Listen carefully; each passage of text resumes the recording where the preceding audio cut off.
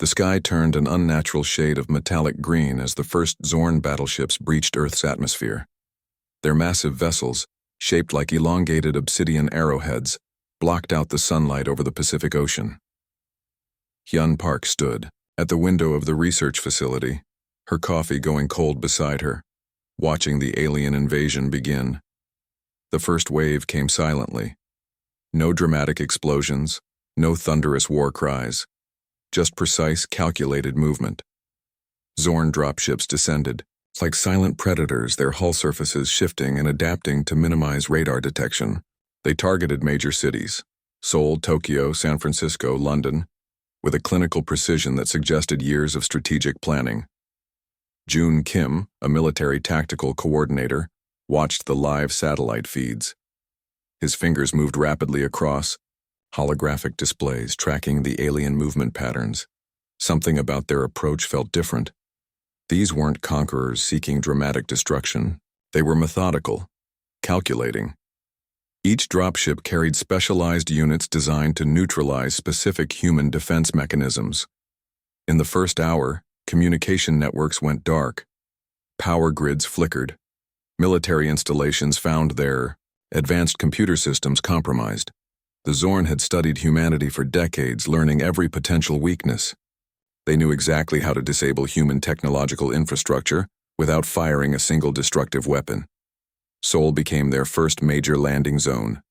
The city's modern infrastructure, typically a point of pride, now became a complex battlefield. Smart buildings, interconnected transportation systems, and advanced communication networks all became tools the Zorn could potentially manipulate against humanity. Hyun Park watched a Zorn combat unit emerge from their dropship. They weren't massive creatures like science fiction movies portrayed. Instead, they were lean, almost insectoid, with exoskeletons that seemed to breathe and adapt with each movement. Their technology wasn't just equipment. It was a living, responsive system integrated directly with their biological structure. Military response was swift but ineffective. Conventional weapons seemed to harmlessly dissipate against the Zorn's energy shields. Missiles tracked and then mysteriously malfunctioned. Fighter jets experienced sudden electrical failures mid-flight.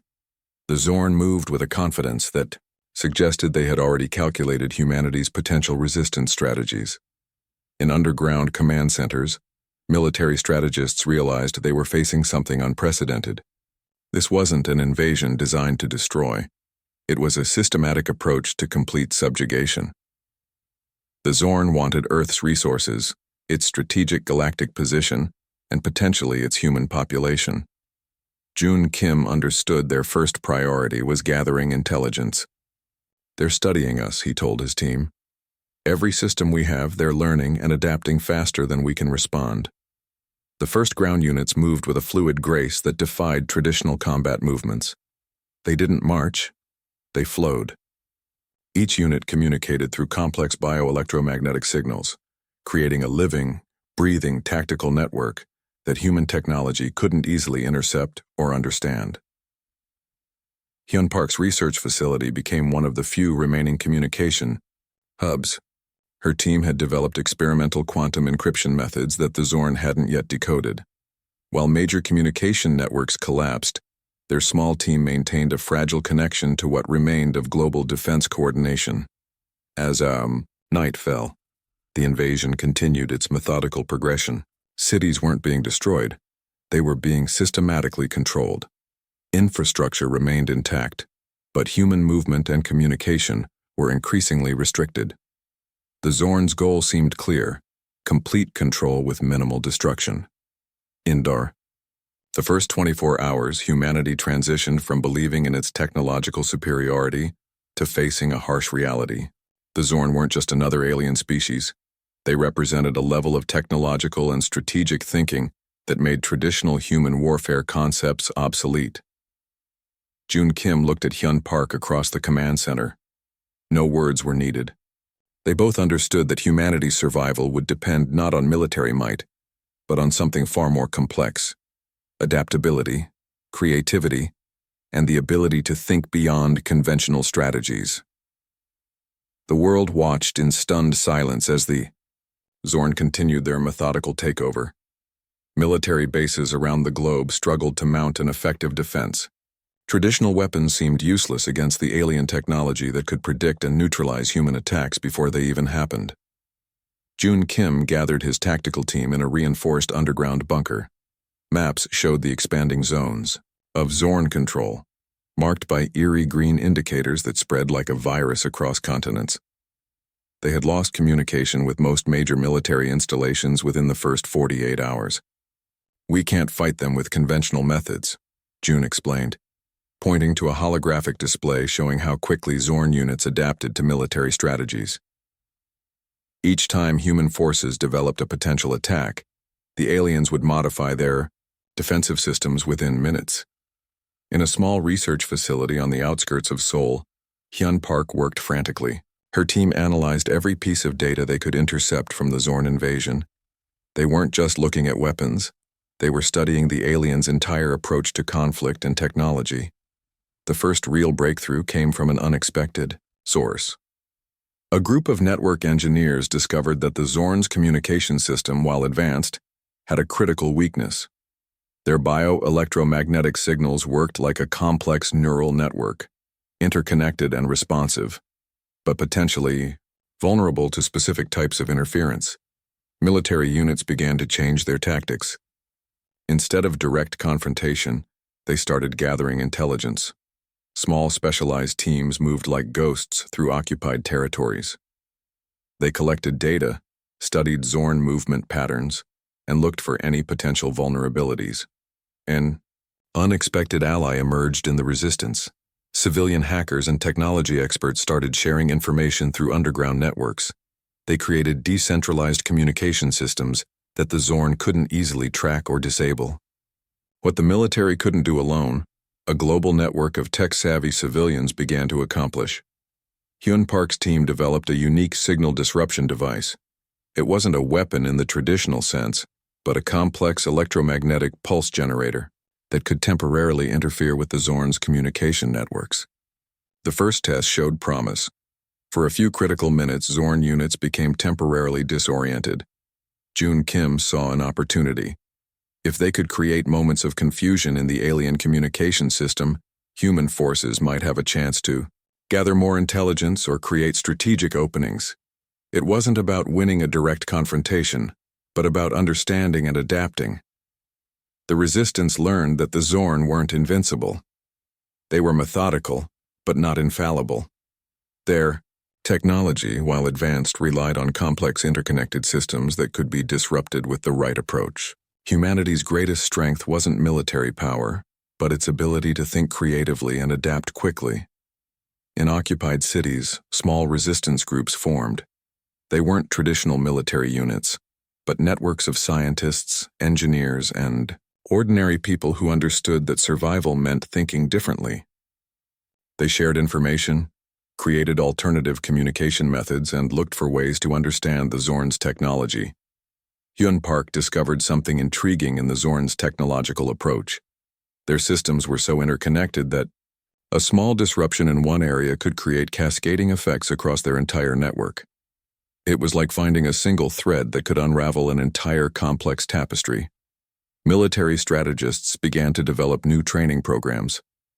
Soldiers were no longer just taught to fight, but to think, to adapt, to find creative solutions to seemingly impossible challenges. The Zorn had brought a new kind of warfare, and humanity was learning to fight back. Jun Kim understood that this wasn't a traditional war. It was a complex chess match where technology, intelligence, and creativity were the most powerful weapons.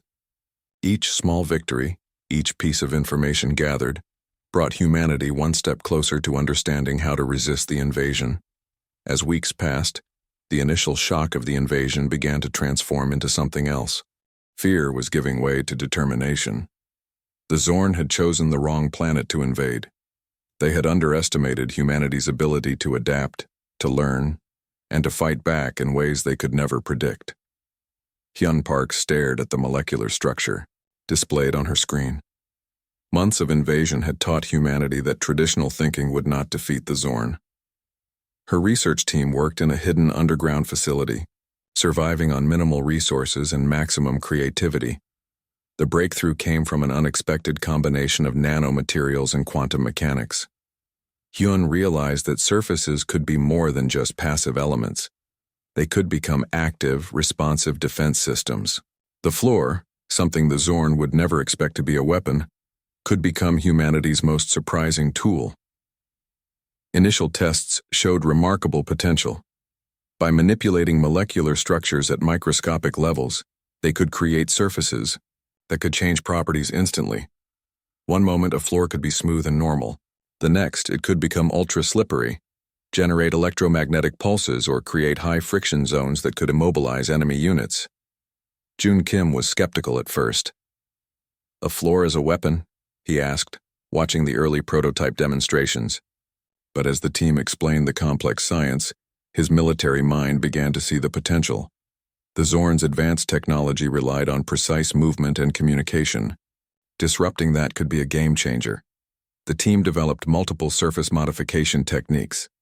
Some floors could generate localized energy fields that would interfere with the Zorn's sophisticated exoskeleton systems. Others could create sudden temperature changes that would compromise their advanced technological interfaces. In their secret laboratory, they built small-scale test environments. Robotic units designed to mimic Zorn movement patterns were subjected to these adaptive surfaces. The results were promising. Alien-like robots would suddenly lose balance, have their communication systems disrupted, or become completely immobilized. The concept was simple but revolutionary. Instead of fighting the Zorn's technology directly, they would turn the environment itself into a weapon. Every floor, every surface, could potentially become a defensive mechanism. It was a strategy the Zorn would never anticipate. Hyun's team worked with engineers from around the world. They shared encrypted communications, exchanging data and refining the concept. What started as a small research project began to look like humanity's potential salvation. Military strategists saw the potential immediately. Imagine city streets that could suddenly become impossible to navigate. Office buildings where floors could disable alien technology. Underground facilities where every surface could be a potential trap. The first full-scale prototype was tested in a controlled environment. A section of floor measuring 10 square meters demonstrated the ability to change properties in milliseconds. Zorn-like robotic units that moved across the surface found themselves suddenly unable to maintain balance or communication. Jun Kim brought in special forces teams to test the technology. Soldiers trained to use these adaptive surfaces as part of their combat strategy. They learned to move and fight in ways that would take advantage of the floor's changing properties. The team discovered that the technology worked best when integrated with human intuition. Machines could predict some movements, but humans could adapt and use the surfaces in unexpected ways. It was a perfect combination of technology and human creativity. Production began in secret facilities around the world. Manufacturing techniques were developed to create these adaptive surfaces quickly and efficiently. Every production center became a potential weapon against the Zorn invasion. Hyun Park knew they had something special. This wasn't just a defensive technology. It was a complete reimagining of how humans could fight a technologically superior enemy. By turning the most basic element of their environment, the floor, into a weapon, they were changing the rules of engagement. The first real-world test would come soon. Somewhere in an occupied city, humanity would show the Zorn that they had drastically underestimated Earth's potential for resistance. The floor would become more than just something to walk on. It would become a weapon of survival. As Hyun looked at her team, she saw determination in their eyes.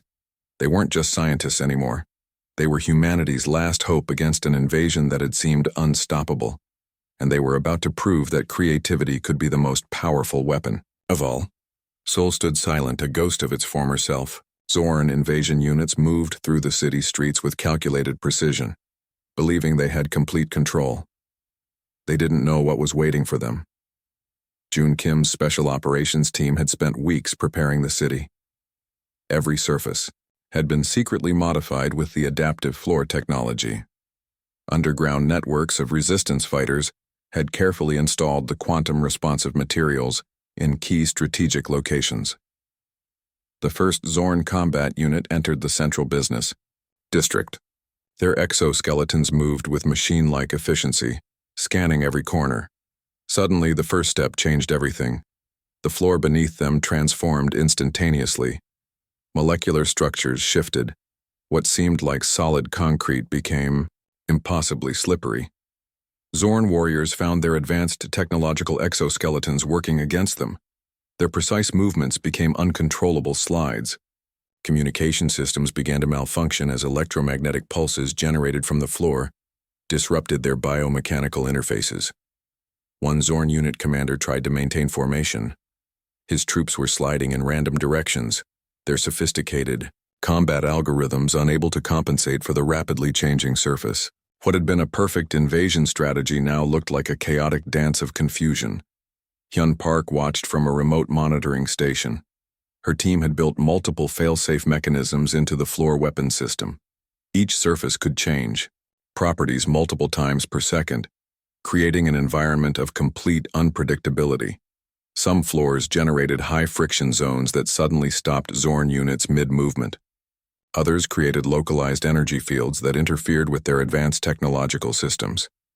The aliens' biggest strength, their interconnected technological network, became their greatest weakness. Military units waiting in hidden positions began their coordinated attack. They moved with an understanding of the floor's changing properties, using the adaptive surfaces as part of their combat strategy. Where Zorn units struggled, human forces navigated with surprising ease. The battle wasn't about destroying the enemy, it was about disruption. Every moment the Zorn units were confused was a moment humanity could gather intelligence, rescue civilians, or prepare further resistance strategies. In the subway tunnels, another transformation occurred.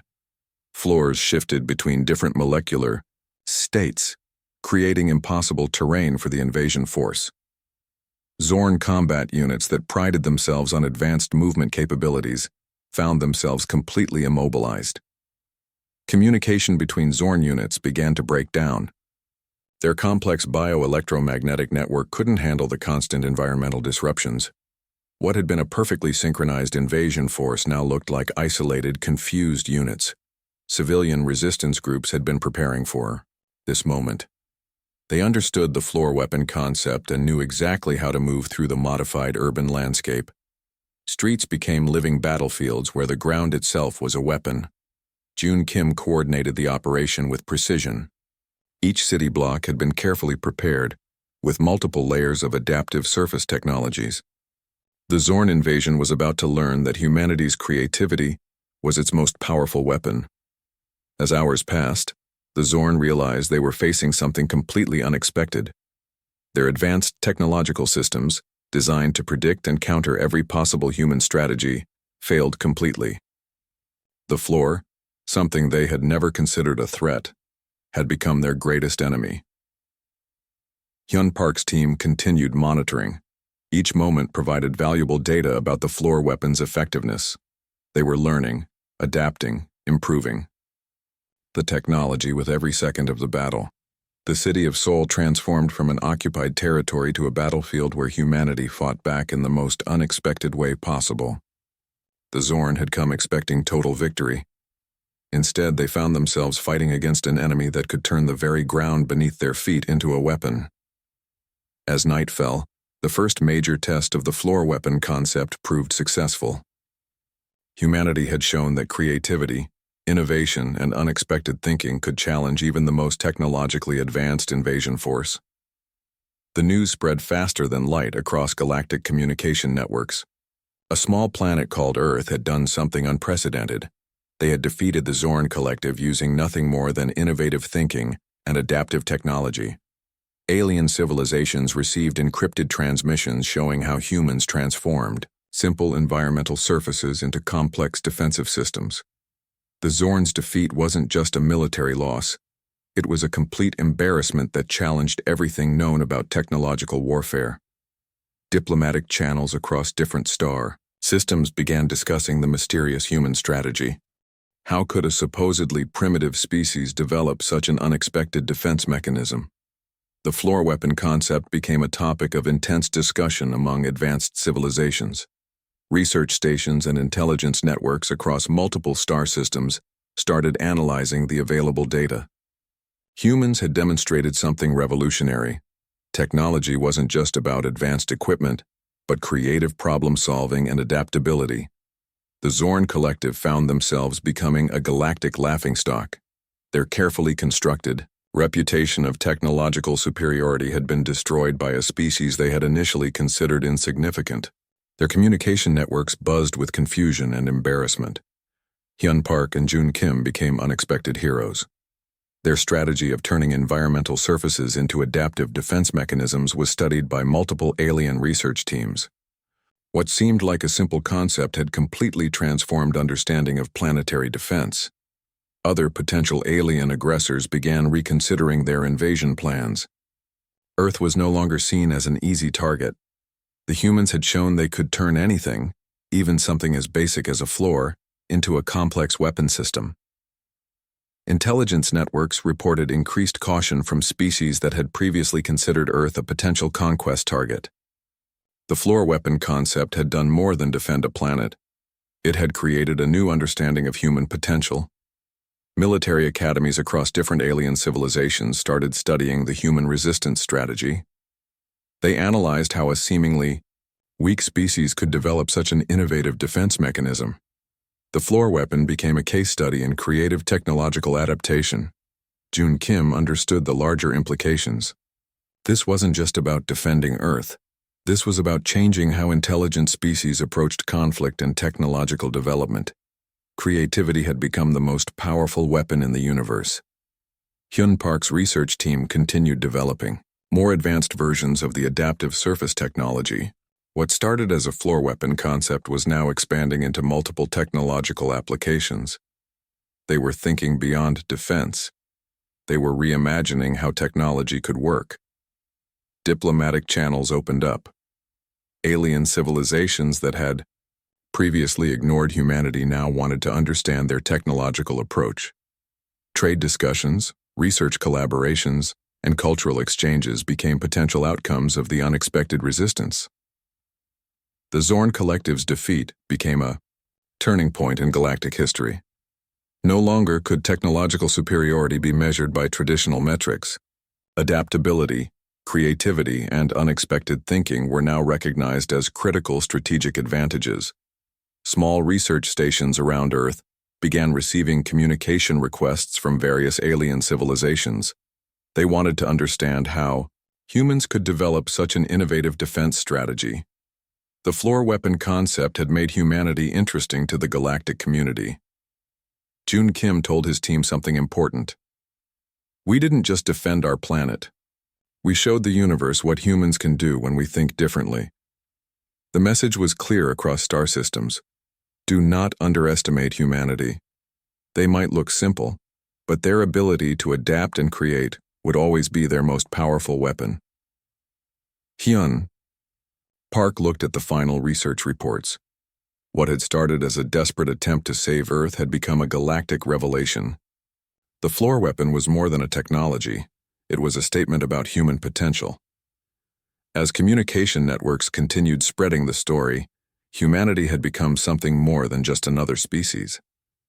They were now seen as unpredictable, creative, and potentially dangerous, a civilization that could turn anything into a weapon of survival.